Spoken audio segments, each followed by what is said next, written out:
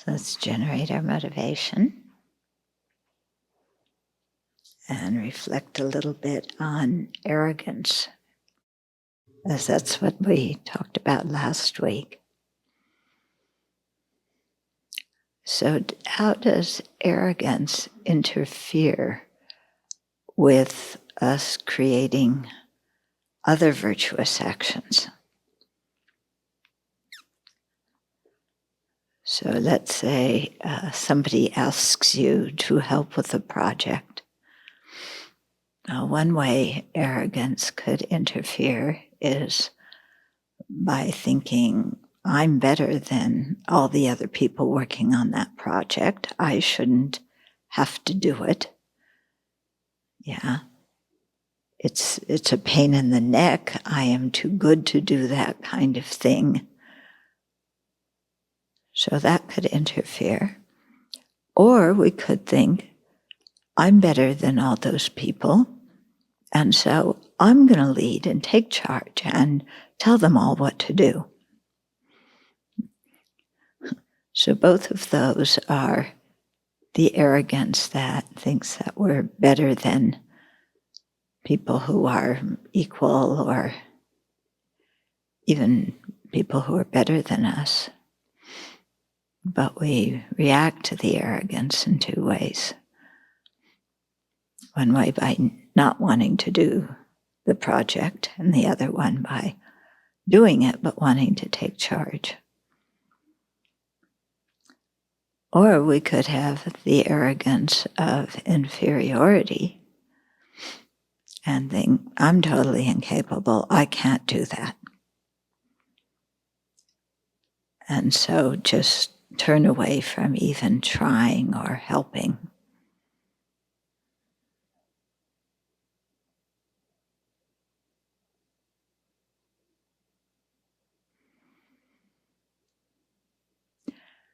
So if we look, there's so many different ways in which we can make the self more important than others. By being better than them, by being worse than them, by being proud of our virtue, being proud of our non-virtue. But all of it revolves around me.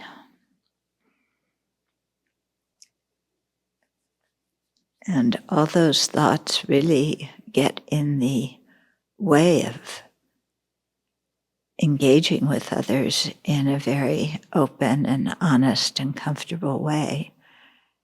And they also interfere with our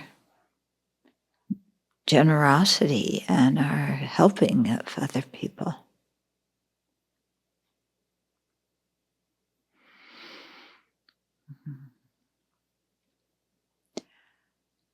And yet when we look at arrogance and this inflation of the concept of I,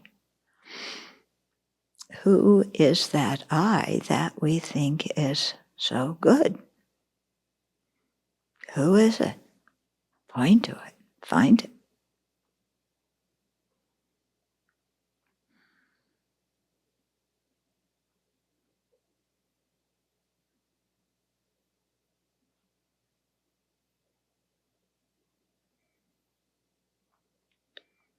Who's the I that wants to be the leader and show off our abilities? Who's the I that thinks it's so bad that it can't even join the group?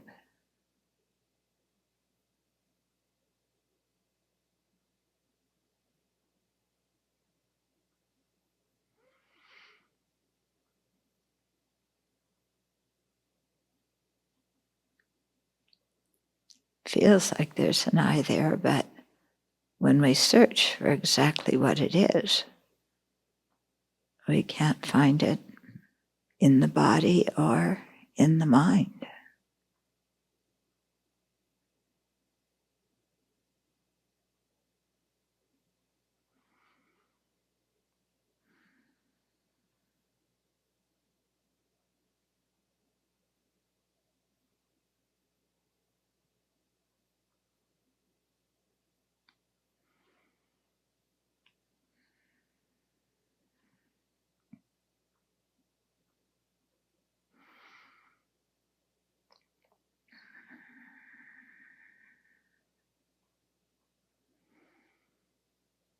So it's really very foolish to be arrogant.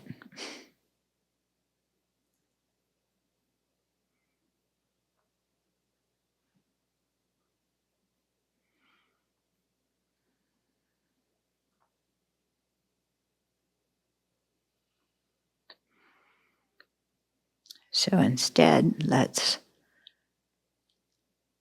cultivate an attitude of wanting self and others to be happy and to be free of suffering, and the aspiration to attain full Buddhahood to bring that about.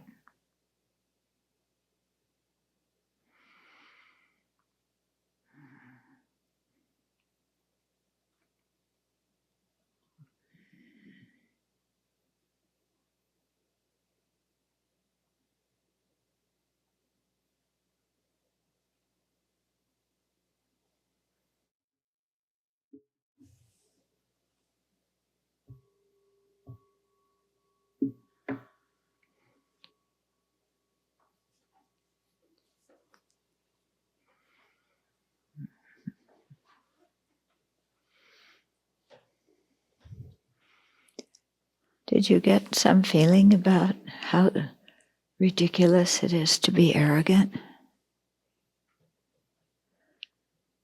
You know, we're putting ourselves up, me, and yet we can't even identify what that me is, that we think is so spectacular that the world needs to know about. It's really foolish, isn't it? Okay, so whether we're thinking that we're better than others or worse than others, this whole exaggeration of the self. Yeah. Cuckoo.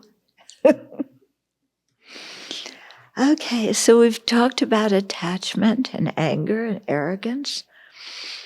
This week, we're going to talk about ignorance.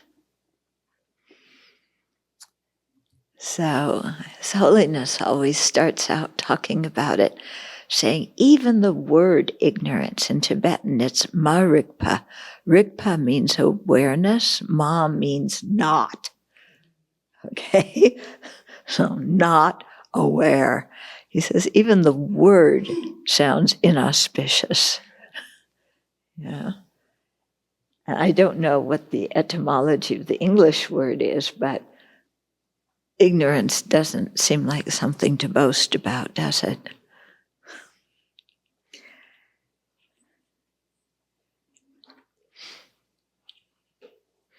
So ignorance is an afflictive state of unknowing brought about by the mind's lack of clarity regarding the nature of things such as the Four Truths, the Three Jewels, and karma and its effects.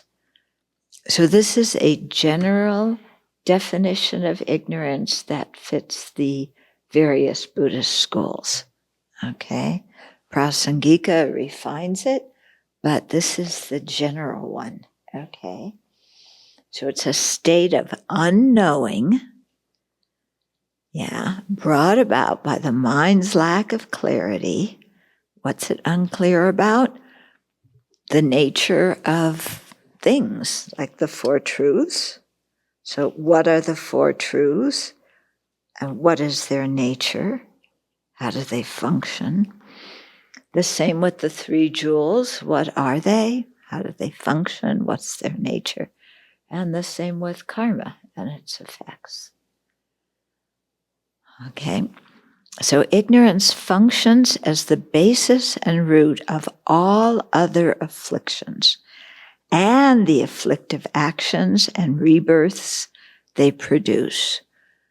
So it's the source, it's the root of the whole thing. Yeah, the whole dysfunction of samsara. So this is a general definition of ignorance accepted by all Buddhist tenet systems. However, each system has its own unique definition as well. Okay, so some systems assert an ignorance regarding just the person, specifically one's own I. Other systems assert an ignorance regarding the person and other phenomena, such as the aggregates. How they define what ignorance is, what it does, how it misapprehends objects. There's differences in that between the different tenet systems as well. So furthermore, the meaning of ignorance differs according to the context. So it's not just the tenet systems, it's also how you use the word. So some of those meanings are explained below. Okay? And unless otherwise noted, they accord with the Prasangika view, which may or may not be shared by others. But I think when I read through this, there might have been some that weren't particularly Prasangika. So if you spot them, let's point them out, and then we'll note to correct them when they republish the book. As we delve into the correct view of emptiness later in the series, the meanings of ignorance in the various schools will be clarified. So ignorance, avidya, is often, but not always, synonymous with confusion or moha. So ignorance, marigpa in Tibetan, avidya in Sanskrit, or the word moha in Sanskrit, or timug in Tibetan, sometimes they are synonymous, sometimes they aren't. And sometimes moha or timug is translated not as confusion, but as ignorance. Okay? So you have to be aware of the context and what's going on.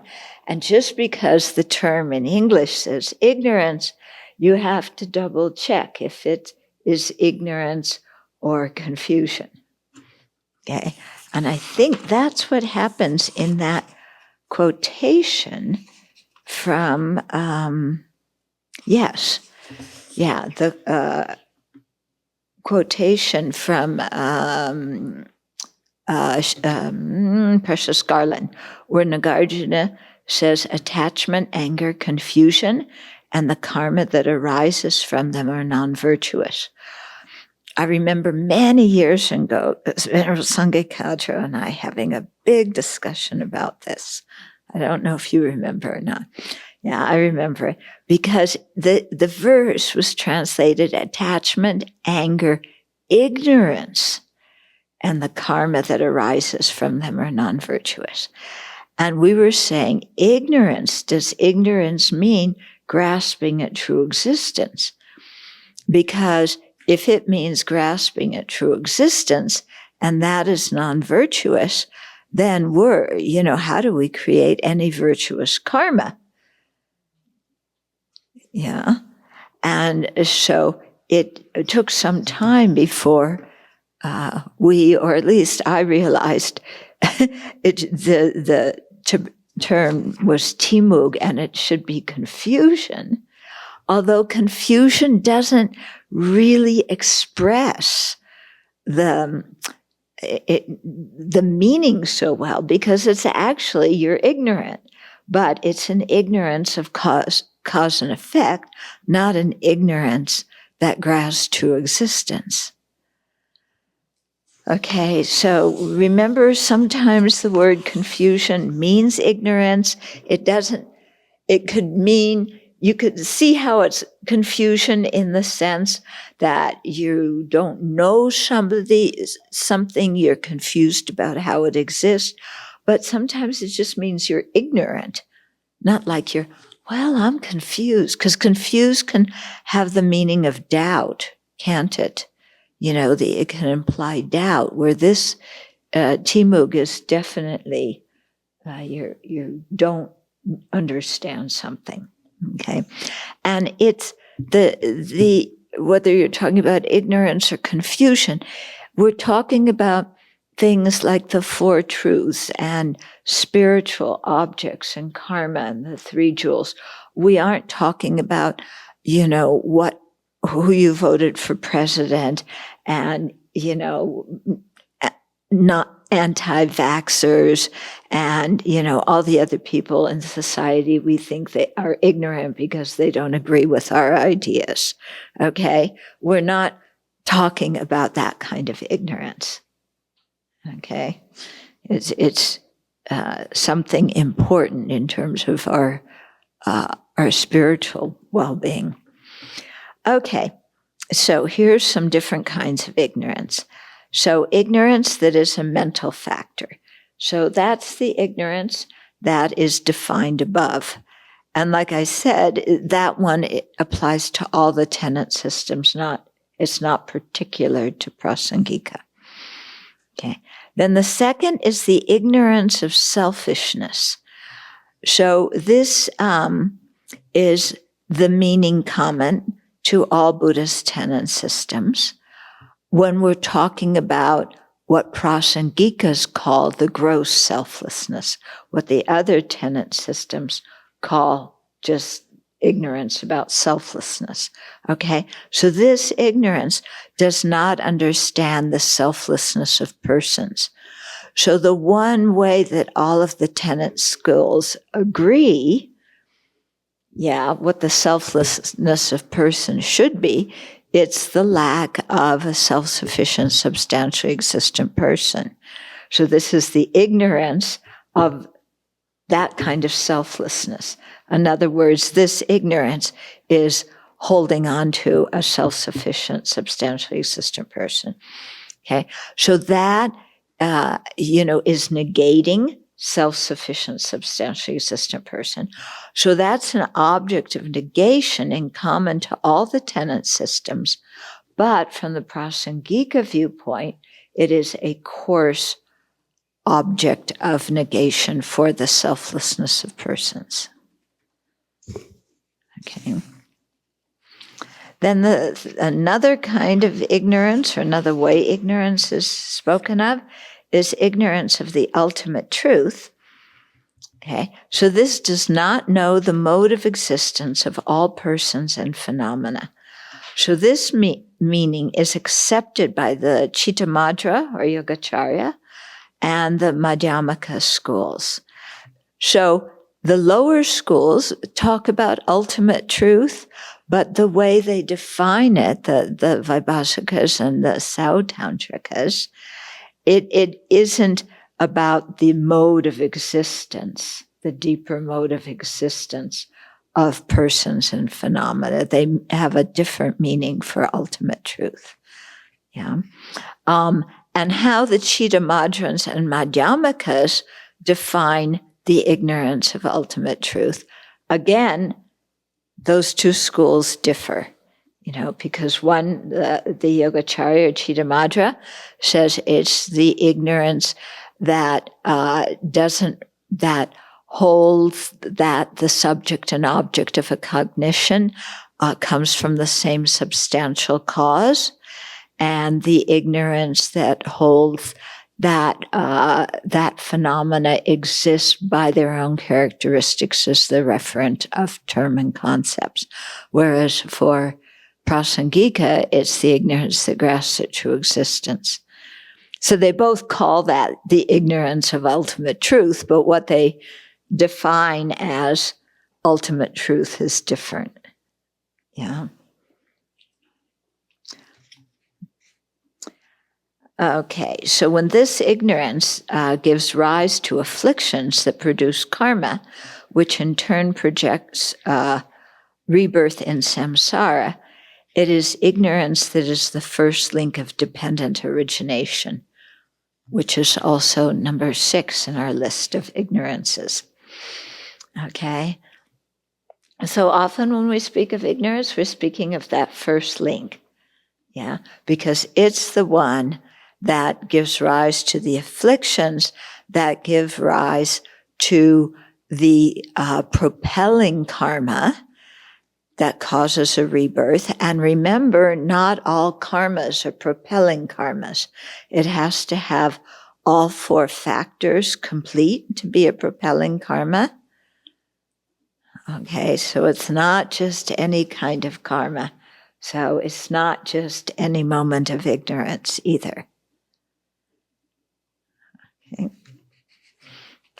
Then the 4th is ignorance of karma and its effects. And so this one underlies all destructive actions, especially those that lead to unfortunate rebirths. But, it also can lie behind virtuous karma, because even though we may not understand cause and effect, we still may create virtuous karma. Okay? For example, you just don't think about cause and effect, but you're a generous person.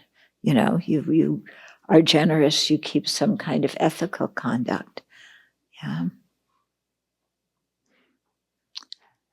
Okay, so this ignorance is not simply not knowing about karma and its effects, okay, but is either strong disbelief in it or temporary disregard for it. So that implies that somebody must have been taught about karma and its effects and either dismissed it or has a temporary disregard for it. And I'm not so sure if that's the correct understanding of it. Maybe that should not be the implication we draw from this, because other people, it kind of implies that people have no set of moral values at all. Yeah. Whereas everybody has some set of moral values. Okay. So everybody has some set from, I don't know, Sunday school when you were a little kid, or just from your parents bringing you up about, if you do this, it's going to bring harm. If you do this, it's going to bring benefit. Yeah. So I don't think that it means an ignorance of how Buddhists explain karma and its effects. Yeah. Okay. But still, it could be, because we meet people sometimes who hear about karma and they don't like the idea of karma. Yeah, they don't like it. It's like, it's like that mistake I told you about when I talked about karma at the University of Syracuse right after some of the students were killed in the Pan Am crash there. The people did not like the idea that their students, even in a previous life, had created some kind of negativity and that they were experiencing the result of it. They just no. Okay, so that kind of attitude, disbelief in karma. So like I've recommended, when somebody is suffering and they say, why me? If they don't already believe in karma, that's not the time to explain it to them. Okay, if they have good fortune and they say, why me? Then you can talk about karma because they feel happy then. Okay. But it's very interesting. And it's what I find incredibly interesting is how people will like or dislike the idea of karma based on other emotions and how the idea of karma makes them feel emotionally. Okay? So, like somebody once asked me, somebody once said, when you're suffering because somebody dies, Buddhism is not very comforting. Yeah. Especially if somebody dies young, because then You say, why did somebody die young? Well, because of an untimely karma that ripened. And then people get angry. Oh, how can my dear one, they're such a wonderful person. I love them so much. How could they have created some horrible karma like that in a past life that causes them to die young in this life? Buddhism is absolutely crazy, So because it affects their emotional feeling for the person they love, then they don't like the idea. Okay? So you'll find this, if you watch carefully, and that's why I often say first people decide what they believe, and then they find scriptural and logical support for it. Okay? So if something about the idea of karma turns you the wrong way, like, I had so many problems in my childhood, and that comes from my negative karma. And then the people go, that means I was a bad person in my previous life. That means I deserve to suffer. So you see, they're completely misunderstanding the idea of karma and using it to beat themselves up and feel guilty. And then they come out with, well, I don't believe that anyway. That's just outrageous. How could you say I was a bad person in my past life because I got beat up when I was 2 years old? A 2-year-old is innocent. They didn't do anything wrong. Yeah. So don't tell me I'm a bad person because of my previous life. So these kind of misunderstandings, okay? And they're rampant. These misunderstandings. So many people misunderstand karma and think it means, I'm a bad person, or I'm guilty, or I deserve to suffer. And all these are completely not the idea of karma, Some of them are ideas that come from other religions. Okay, but they are not the Buddhist idea of ethical conduct and the result of ethical conduct. Because from the Buddhist viewpoint, there is no external being who decides what is good and what is bad. It is just a natural law. And there is nobody from a Buddhist viewpoint that sends us to heaven or hell. Nobody who manages the whole thing, nobody who we have to please and who will, condemn us to, eternal damnation if we don't behave properly. So, if you've grown up with that kind of idea, or even it wasn't a strong idea, but it was somehow planted in your mind when you were a kid, then it's easy for it to come up here and then think, I'm getting punished. And, God is punishing me or Buddha's punishing me. And, and that is not, in Buddhism, Buddha does not punish us. Okay? Nobody punishes us. You can really see how when there's a religion that talks about reward and punishment, how it influences a society that is based on that religion, and how it influences the justice system in that society. So in this country, our justice system is so intent on punishment.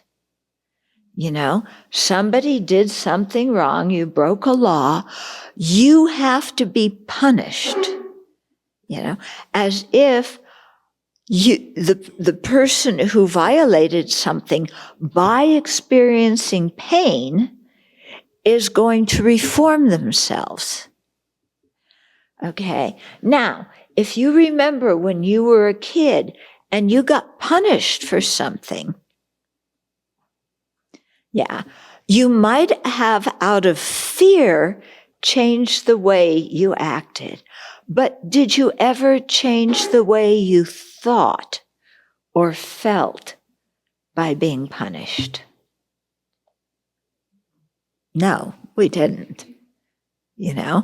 And the key, in a justice system to rehabilitation is for somebody to change the way they think and feel, especially about themselves.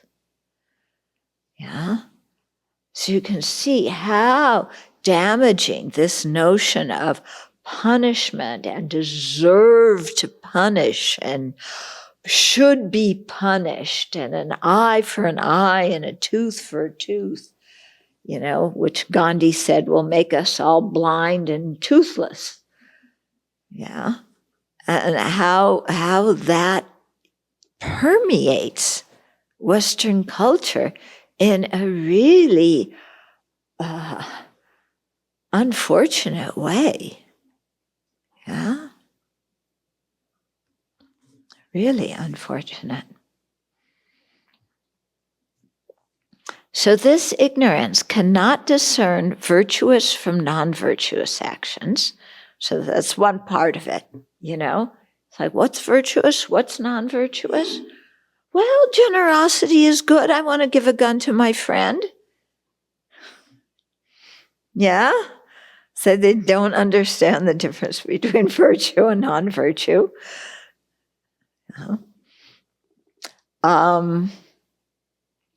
Okay.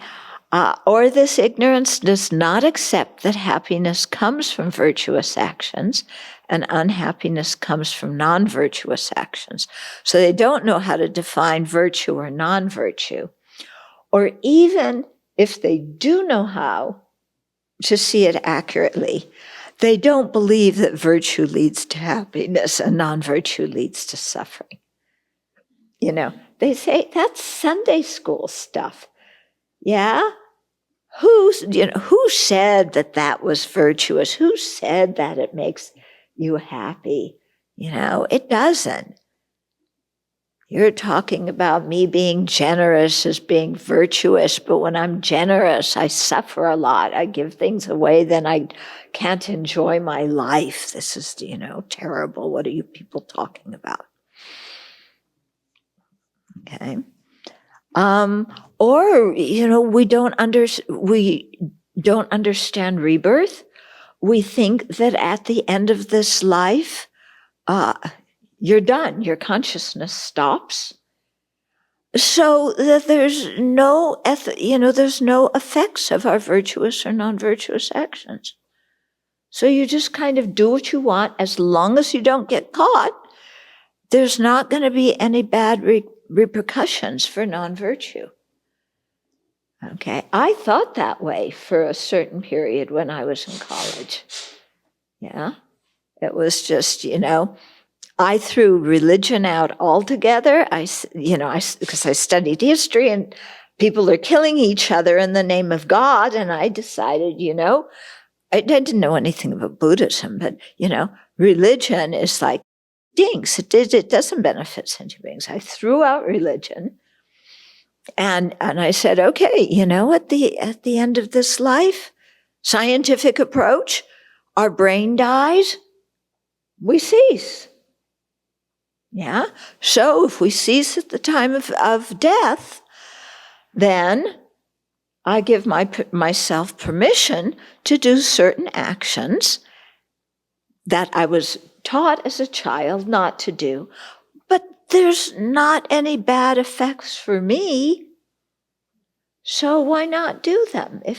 As long as nobody else finds out about it and it doesn't really overtly harm somebody. Some of the politicians brag about their non-virtue. Yeah, they're right out in front, lying on CNN, lying on Fox News, and they're not at all ashamed of what they're saying or doing. Yeah, and they think that they're very clever. Yeah, and they say, it's for a good purpose, so I can win the election. Yeah. But they don't want to win the election to serve the country and the people in the country. They want to win the election so they can keep their parking spot in DC, so they can be famous, so they can be powerful. Yeah? And they do it totally openly and blatantly, don't they? Don't they? You know, no feeling of integrity, no good kind of shame, nothing. Yeah? Okay. So, it doesn't accept it. Yeah, so this is a good idea. Not good idea, but, you know, when the politicians say, you know, what I say is just skillful, I'm saying what the voters want. It doesn't matter that I'm not really going to act that way once I get elected. Yeah. Or, you know, lying about their qualification. Who knows what? Okay. But, you know, they can't discern virtue from non-virtue. Well, I wonder, you know, how many of them know that they would admit in private to somebody they trusted that they know they're lying? And how many of them don't even think that they're lying, they think it's skillful means? And how many of them don't think there's going to be any negative repercussions for what they're doing? I mean, there's different ways to disbelieve in karma. And when you point to different people, it's like, well, which one is it that trips them up? Yeah. It's interesting to think about, you know. I won't give my opinions on who's doing what, because this is on tape. What? Yeah, but it's interesting to think, you know, do people is it ignorance or is it some kind of mental illness or social illness, you know? Yeah, of not understanding how our actions affect other people. Okay. Yeah. So, yeah, many ways to not believe in karma and its effects. Okay, so here's an example. For example, under the influence of this ignorance, we don't see the faults of engaging in business deals that deprive others of what is rightly theirs. Okay, we may generally believe in karma and its effects, but when given the opportunity for personal gain, we justify lying to obtain what we like. Okay, now how does this relate to climate change and to corporations, you know, how they think of their actions? Yeah. Do they think their actions are negative? Because especially like in Louisiana, you know, the oil companies just dumping toxins into the water and the Gulf of Mexico. Do they think that that is a harmful action? The people in the companies who make that decision? Or do they know it's harmful, but they really don't care as long as it doesn't affect them? Or do they think, well, it's harmful, but trying to not pollute, we won't make any profit that way. So we've got to do it, you know. The market economy is forcing us to do it, right? You know? So it's interesting, you know. Yeah. How do people who run corporations think? And do they have a different set of ethical values for in their family and their private life as in their corporate life? Do they teach? How many parents act consistent with what they teach their kids? Do they teach their kids one thing and in their work life they do another? You know, you teach your kids not to lie, you go to work and you lie. And you fill out, you know, tax forms, different policies, you lie, no problem. Yeah, and then you tell your kids not to lie.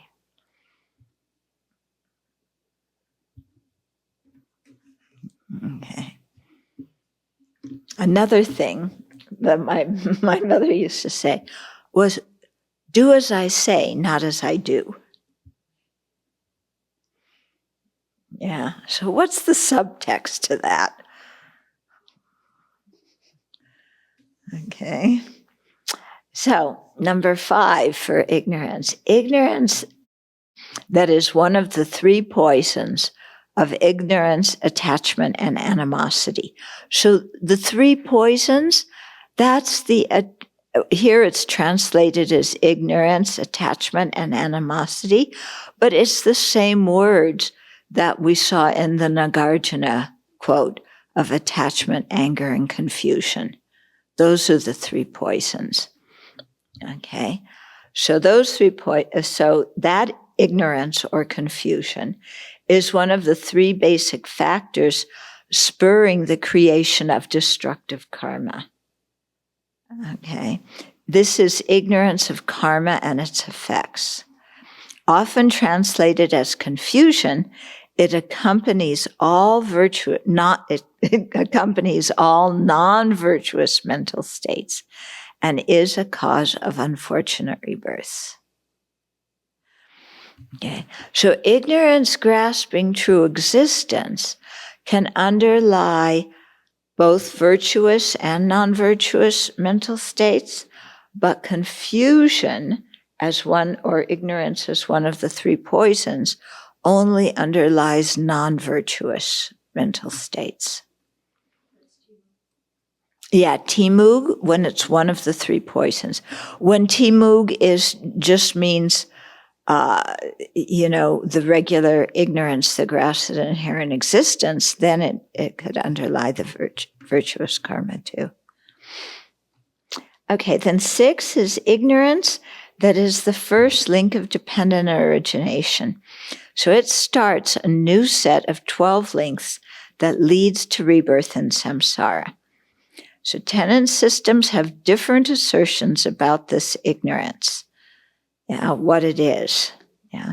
According to the Prasangikas, it grasps our own I and mine as inherently existent, which is based on grasping our aggregates as inherently existent. For the other schools, the first link ignorance is grasping to a self-sufficient, substantially existent person. So it's quite different. Okay. Although the Svatantrika Madhyamakas will say that, that the first link ignorance is the grasping self-sufficient, substantially existent person, but the actual root of samsara is grasping the inherent existence of phenomena. Yeah, so maybe that one would be the root of samsara. Huh? Yeah, true existence. Right, yeah. So it's the grasping of true existence that's the root of samsara.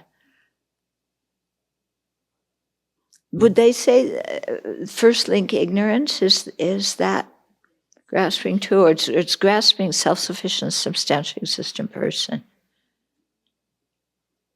For Svatantrikas. Okay, I'll go on while she checks it. Thinks it. Okay, so this ignorance is not all ignorance. It's only the ignorance that starts a new set of 12 links. Mm-hmm. Okay, then 7 is self-grasping ignorance. So it grasps persons and phenomena as inherently existent. So this is unique to Prasangika. It first grasps the aggregates as inherently existent, and on that basis grasps the person to be inherently existent. Self-grasping ignorance is synonymous with ignorance grasping inherent existence, ignorance grasping true existence. This is according to Prasangikas. Ignorance grasping things to exist from their own side, and so on. Okay. Sometimes, when used loosely, self-grasping ignorance may refer to grasping at a self-sufficient, substantially existent person. Sometimes it can be used in a general way, but usually it's grasping at inherent existence. For the Yogacaras, for Tantrika Madhyamikas, the grasping at a self-sufficient, substantially existent person is both the root of cyclic existence and the first of the 12 links. Because that's the only thing you have to get rid of to get out of samsara. Right. And yeah, so then it would be the same also for the Satantrikas, Svatantrikas. Probably, yeah. Yeah. Okay. Yeah, so that would be first link. And the root of samsara is the grasping at true existence.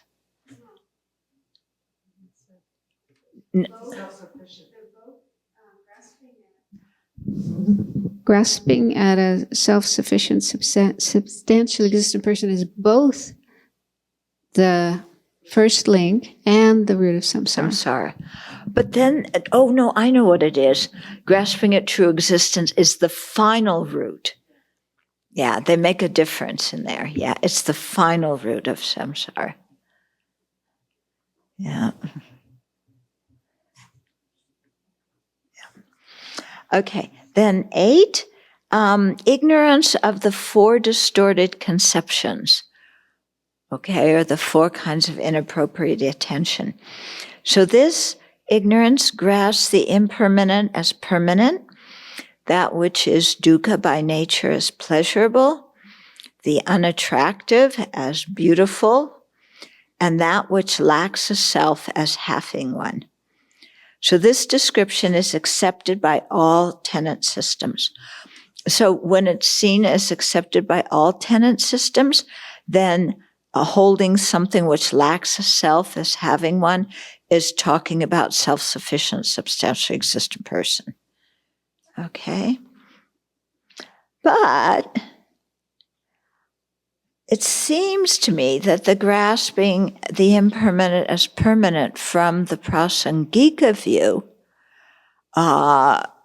could be a subtle affliction, not a coarse one, and an innate affliction.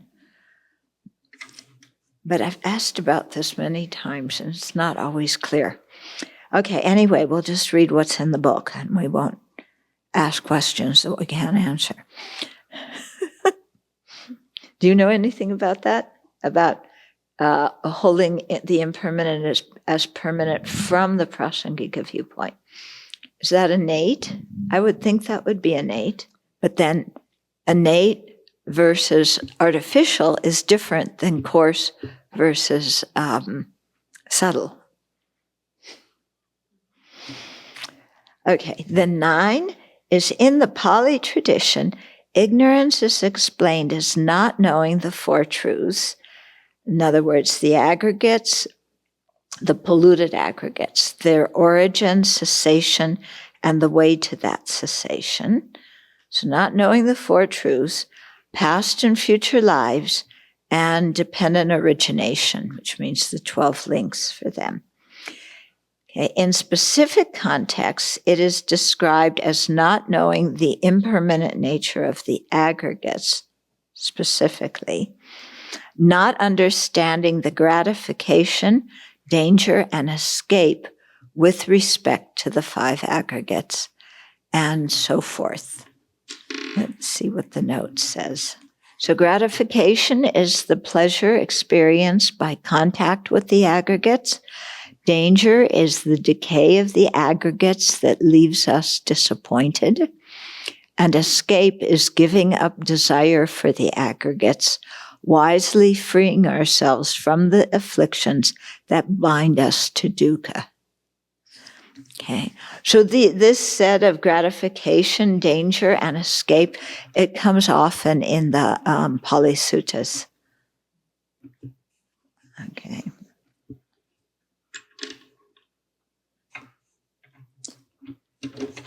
Okay, so that's how they talk about ignorance. So Vasubandhu states that ignorance, the first one, okay, that is the mental factor, accompanies all afflictions. Oops, let's go back here. So a primary consciousness has several mental factors that accompany or are concomitant with it, meaning that they share 5 similarities. They have the same basis, the same observed object, the same aspect, the same time, and the same entity. In this case, ignorance is a mental factor accompanying the primary mental consciousness and thus shares these 5 similarities with it. Okay, so if you remember from the low rig teachings, the 5 similarities and how you have a primary consciousness, and then you have many other mental factors, at least the 5 omnipresent, often more than that, that are one nature with that primary consciousness. Yeah. Okay. And so if one of those mental factors is non-virtuous, it makes the whole consciousness non-virtuous. If one of them is virtuous, it makes the whole consciousness virtuous. Okay. Mm-hmm. Okay. So the Prasangikas assert that self-grasping ignorance provokes coarse afflictions, but does not accompany them because the two have different functions. Okay, so self-grasping ignorance grasps its object as inherently existent, while attachment craves an object seen as attractive and desirable. So the way it's explained by Vasubandhu is you have ignorance first, that's manifest in your mind. Then you have attachment. So those are 2 different minds. First one with ignorance, and that ignorance, that grasps to existence, that is neutral. It's not non-virtuous. But it can give rise to clinging attachment, which is non-virtuous. So they're 2 different consciousnesses. Yeah. So you can see how they grasp their object is different. That self-grasping ignorance holds the object to be truly existent. Attachment craves it because it sees it as desirable and attractive. Okay. So self-grasping ignorance arises first and attachment follows. Because they perform different functions and do not occur at the same time, Prasangikas say self-grasping ignorance and attachment do not share the same primary mind and do not accompany each other. However, the Prasangikas say that self-grasping ignorance can accompany subtle afflictions because subtle attachment and anger have an element of grasping phenomena as inherently existent. Okay, in that subtle attachment grasps its objects as inherently desirable and craves to possess it. So this is a different explanation than the lower schools.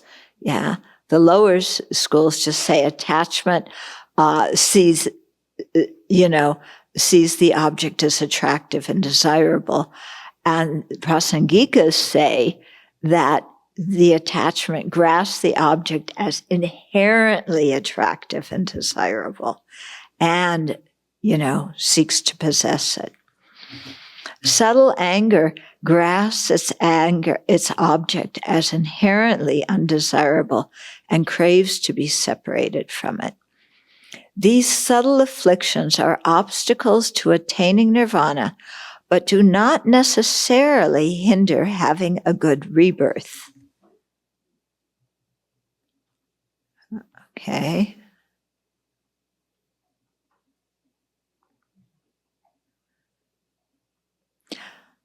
Maybe this is like the attachment in the form realm, which is that attachment's not non-virtuous. I'm trying to think of an example. Yeah. So the lower schools do not consider subtle afflictions to prevent liberation because they assert inherent existence. So they say the grasping at inherent existence is not the cause of samsara. Okay, according to Prasangikas, ignorance, in other words, number 3 and number 7. Number 3 is the ignorance of the ultimate truth. Number 7 is self-grasping ignorance. Okay, those two ignorances grasp persons and phenomena as inherently existent. Grasping the self as self-sufficient and substantially existent is a form of ignorance, but it is not the ignorance that is the root of samsara, according to Prasangikas. The ignorance grasping inherent existence arises first, followed by the ignorance grasping the self as self-sufficient, substantially existent. So the former, ignorance grasping inherent existence, does not accompany the ignorance grasping self-sufficient, substantially existent, because their mode of grasping their object differs. Okay, and they don't occur simultaneously. So it's the same thing as like with attachment. The former, the ignorance grasping inherent existence, the former grasps the self to be inherently existent. The latter grasps the self to be self-sufficient, substantially existent. So first you have one, then you have a different primary mental consciousness with the grasping at self-sufficient, substantially existent. Okay.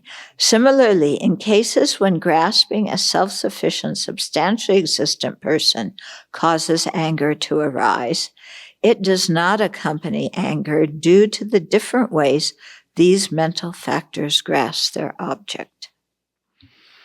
Yeah. So according to Prasangikas, as I understand it, we can have grasping inherent existence, grasping self-sufficient, substantial existence, and then grasping attachment.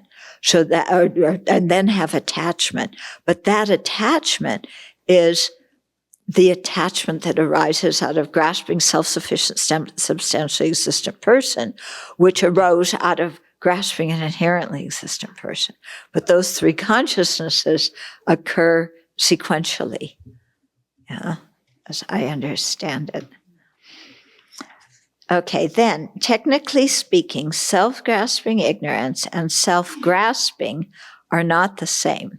Well, I often hear these two terms, self-grasping ignorance and self-grasping. So it's one of those things where different people will use the same term in different ways. So self-grasping ignorance refers to the mental factor of ignorance that grasps inherent existence, while self-grasping refers to the entire mental state, the primary consciousness, and its accompanying mental factors that include self-grasping ignorance. Okay, so this is getting technical about the meaning of self-grasping ignorance and self-grasping. In other words, when ignorance grasping inherent existence accompanies a mental state, all aspects of that mental state grasp inherent existence. So they all become self-grasping. Okay. However, sometimes self-grasping and self-grasping ignorance are used interchangeably. So even though we just got that description of how they're different, sometimes some people use them interchangeably. In this case, the speaker's purpose is not to distinguish the mental factor of self-grasping ignorance from the entire mental state, but their purpose is to identify inherent existence and how we grasp objects and people to exist in that way. Okay. As you can see, the topic of ignorance is complex and we need a lot of wisdom to understand it. Duh. Yeah. If it were easy, we would have understood it a long time ago, and it would have not be the root of cyclic existence. Could you explain what is the difference between subtle and coarse afflictions? And then how could the lower schools believe that the presence of an affliction would not prevent liberation? A subtle affliction? Okay, subtle and coarse afflictions. So the lower schools don't divide it into subtle and coarse. The Prasangika do. And the Prasangika in general, yeah, would call the grasping at inherent existence, that ignorance, as subtle, and the ignorance grasping a self-sufficient, substantially existent person as gross or as coarse. Okay. I read this earlier, and it comes up for me again when I read this thing that Vasubandhu said, and then all the explanations that are different. And what kept coming to my mind was the Aryadeva quote that His Holiness says again and again and again, like the body sense pervades all consciousnesses, ignorance pervades all affective emotions. Yeah. Well, Vasubandhu isn't Prasangika. I know, but this is an Aryadeva quote. Yeah. So what I was confused about was how is what Aryadeva is saying different from what Vasubandhu is asserting? Okay. Because Aryadeva, when it says pervading, it doesn't mean that it's there manifest in all the afflictions. Yeah. It means it lies behind the afflictions. All of them. Vasubandhu only says the first sentence, but the rest of it is Prasangika, not Vasubandhu. Yeah. It seems like when you have even gross attachment, you're imputing something onto the object or exaggeration. And it seems like that exaggeration is a certain level of ignorance. Where does that fall? That exaggeration is that mental factor of inappropriate attention or distorted conceptualization. But there's some level of ignorance there that we believe that's there. Like we believe that object has that quality that it doesn't have. That seems like a level of ignorance. Yeah, but here it's in terms of when it's the coarse kind of ignorance, the attachment sees the object as desirable and attractive. What underlies that seeing is the grasping at a self-sufficient, substantially existent person, grasping an inherent existence. But those two are not manifest at that moment. But the ignorance didn't come out of nowhere. It came supported with those two things before it. Okay? So it seems to me it's like the hangover effect. Yeah. But it just shows you don't just start with ignorance. Yeah. You have to have, you don't just start with attachment. You have to have the ignorance behind it.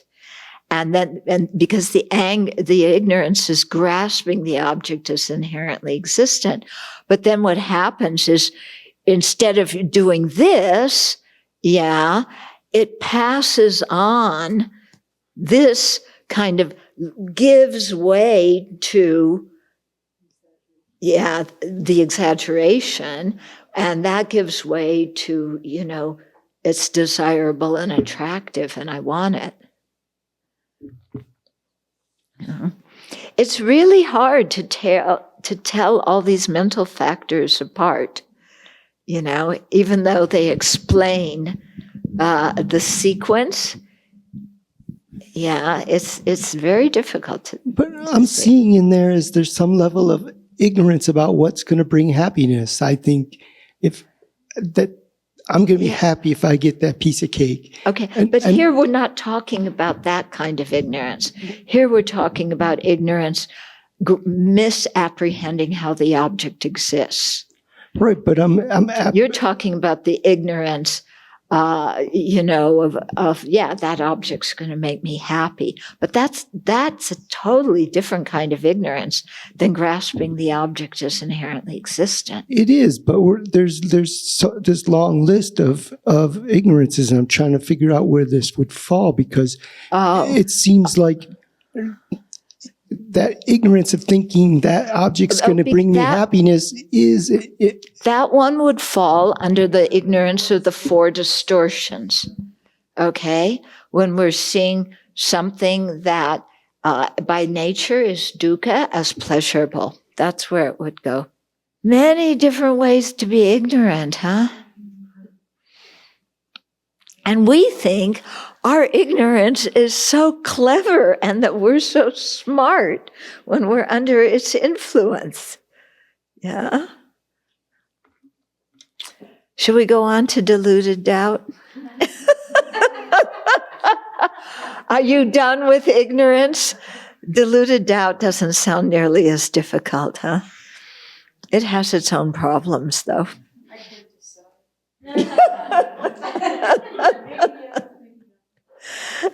Okay, so notice it says deluded doubt or afflictive doubt. So it's not all doubt. This doubt is in particular the doubt that goes towards the wrong way of seeing things. So deluded doubt is a mental factor that is indecisive and wavers towards an incorrect conclusion concerning important spiritual topics, such as the ultimate nature of phenomena, the four truths, the three jewels, and karma and its effects. So it's not the doubt of should I get ginger snaps or chocolate chip cookies. Okay, it's not that doubt. Yeah, and it's not the doubt of, should I tell my friend this or should I not tell my friend that? Okay. So keeping us in a constant state of uncertainty about what we believe, which path to follow, and what to practice, deluded doubt immobilizes and prevents us from going forward spiritually. Okay, so let's talk about that a little bit, how that works. And here you begin to see, because I don't know about you, but sometimes I usually think of it's the emotions that create the negative karma. But here you can see, deluded doubt is not an emotion. Yeah, it's a kind of view. But here you can see that views they are very important because they can totally steer us in the wrong direction. Okay? So if you have the view, like you were just saying, that having a ton of money is going to make you secure, and so that makes you very attached to money, and then you start stealing, and, on your time card, you click in more hours than you really were there, or you overcharge somebody, something like that.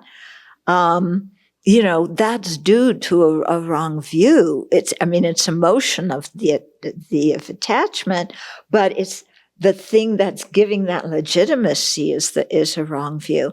So similarly, doubt, when we're uncertain about what we believe, then we very easily go down the wrong path. Yeah. So this is like, and you find it so much, and you can't blame people, they come and, you look at the New Age newspaper and you find something that looks really good, yeah?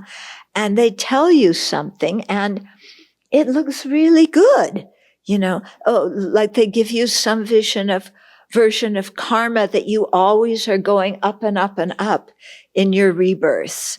Okay, so you're always getting wiser, you never have lower rebirths again. Or, what is it? Prosperity gospel. Yeah, it's, if you behave properly according to the Bible, you will be rich. Yeah, and you will be famous, and you'll have all worldly happiness. Yeah, so what it does is it feeds people's notion, not that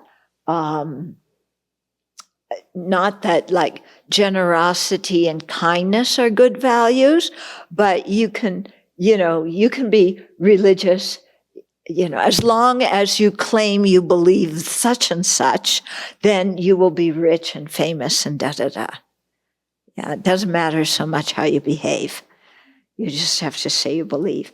But, so people hear one thing and then they hear another thing. Yeah. So you go, one day you go to, I don't know what, Kabbalah. And second day you go to crystals. And third day you go to Buddhism. And fourth day you go to Sufi. And fifth day you go to, what else do you go to? What? Oh, yeah, you go to some ashram. You go to Charlatananda ashram. And that was which, the fifth day or the sixth day? And the sixth day, you, Wiccan. Yeah, you go to Wiccan. And the seventh day, you go. Rest.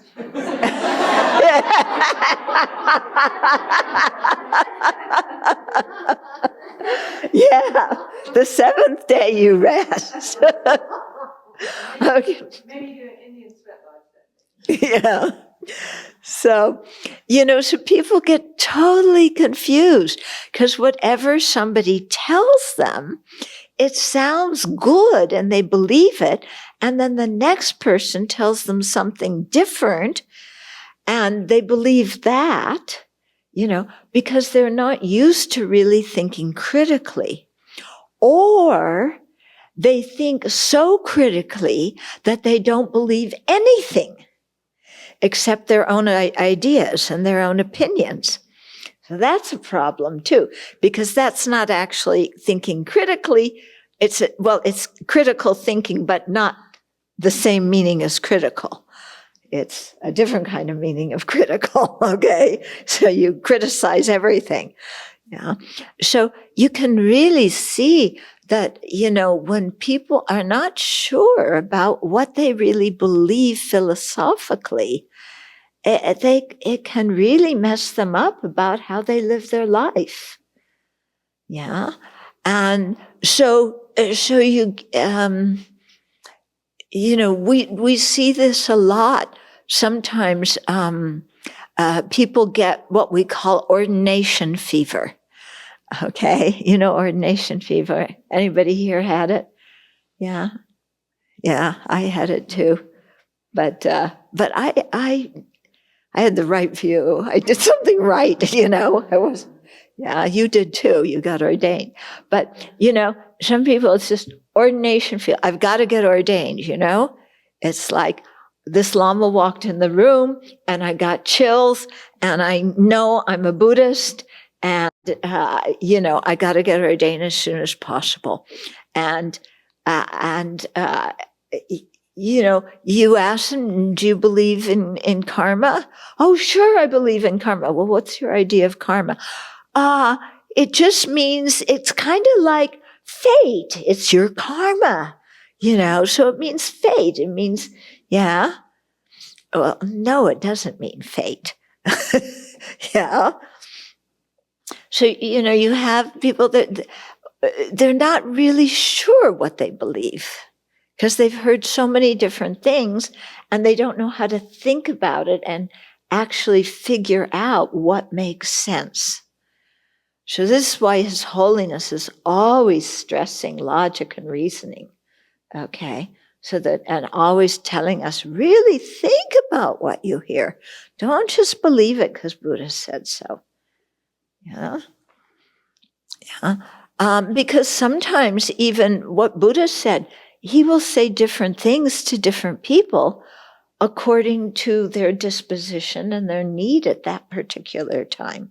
So you have to have some kind of critical wisdom to discern, what the Buddha meant when he said a certain thing. Like he said to Ajatasastra, anyway, that guy, the one who killed his father, King Bimbisara. And the Buddha said and he killed his mother too. Yeah. And the Buddha said to him, you should kill your mother and father. Now, do you think that that's to be taken literally? That that's really what the Buddha meant? Yeah, sure, Ajatasastra, you went and you knocked off your two parents, no problem. Of course that's not what the Buddha meant, okay? What he meant was he was talking about two of the links of dependent arising.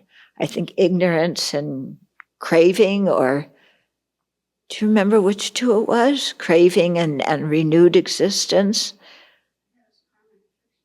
Karma and, those two specific links. Anyway, it had to do, or it could be karma and afflictions. It had to do with that. That's what he was talking about killing, but he said your mother and father, because Ajatasastra was so aggrieved once he realized, the horrible action that he did, that he couldn't think straight. He was so out of his mind with grief. So the Buddha said that to comfort him. And then when he calmed down, then the Buddha kind of started explaining, here's how you do 100,000 prostrations. You need to do some purification about this. Okay. So deluded doubt can make us really make very bad decisions when we're not sure about things. And then just regular doubt, we see, people will just sit there and we had this skit one time at the Abbey about the turkeys sitting on the fence. Yeah. And they were people trying to decide whether to ordain or not. I could be a lay person. That has many good aspects. Or I could ordain. That's really nice too. Or I could be a lay person. Maybe I want to get married. Oh, no, I don't want to get married, but I want to be a monastic. Then I can sit in the front row. Oh, but that isn't such a good motivation. I want to become Buddha for the benefit of sentient beings. But then also it would be nice to be a lay person. Or maybe I can put two of them together. I see all these people who, samsara and nirvana. They say samsara and nirvana are equal. Yeah, there's a scriptural quotation saying that. So they're equal, so I can have both of them. Okay, so, you're a turkey sitting on the fence and Thanksgiving is coming real quickly. Are you going to go to safety or are you going to jump into the pot? Yeah? Or are you going to sit on the fence? If you're a turkey and you sit on the fence and you don't make a decision, they're going to grab you and throw you in the cooking pot. Okay? So it's this kind of doubt can be deadly. So doubting ourselves, the path, the result, we spin in circles. We ruminate. We chew our cud.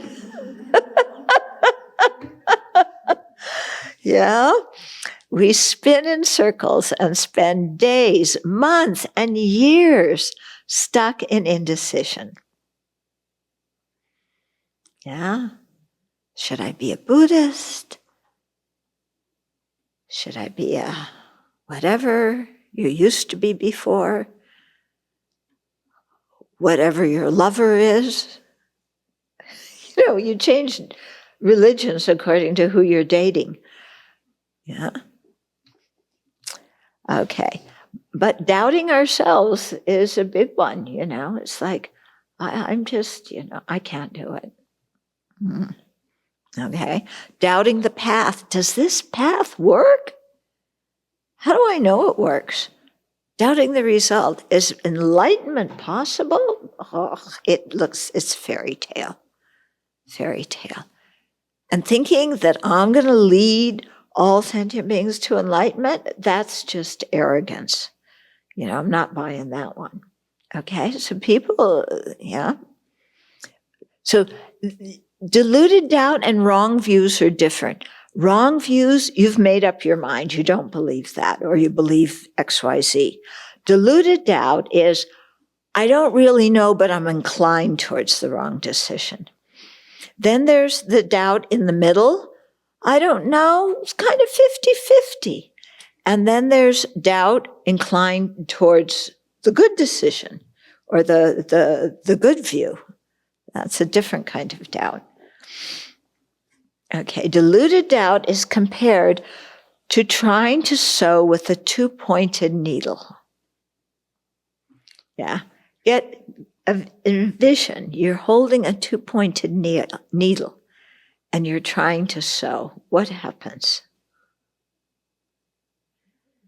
Yeah, you get really frustrated because you can't sew. You can't do anything, okay? You can't sew with a new pointed needle. So we accomplish nothing. So this deluded doubt has only an acquired form, not an innate form. Okay? So it's acquired from learning bad philosophies and psychologies. Deluded doubt differs from doubt inclined towards the correct conclusion or doubt wavering in the middle. It differs from curiosity. Yeah, curiosity is good. Yeah, curiosity inspires us to learn and to think about things. Okay? So it differs from curiosity, which propels us to ask questions and learn more until we come to a sound conclusion. Okay. Then the reflection. So this is your homework. Review each of the 5 afflictions above one by one, and think of at least 3 instances when each affliction has arisen in your mind. It should not be difficult. Yeah. And 2, what were the bare facts of the situation that sparked that affliction? What did distorted attention add to these bare facts? For example, by imputing qualities onto the object or the person. 3, what effect did that affliction have on your mind? And how did it influence your deeds and your words? And 4, which Dharma points or teachings would help you to subdue that affliction? So know what to practice when each of those 5 afflictions manifests in your mind. Any questions from online? Yeah. How or when did ignorance and afflictive stains arise in a mind of a sentient being, obscuring Buddha nature? They're beginningless. There was no original moment where they entered the mind stream. That's it. Okay, then let's dedicate. And next week we'll go on to afflictive views.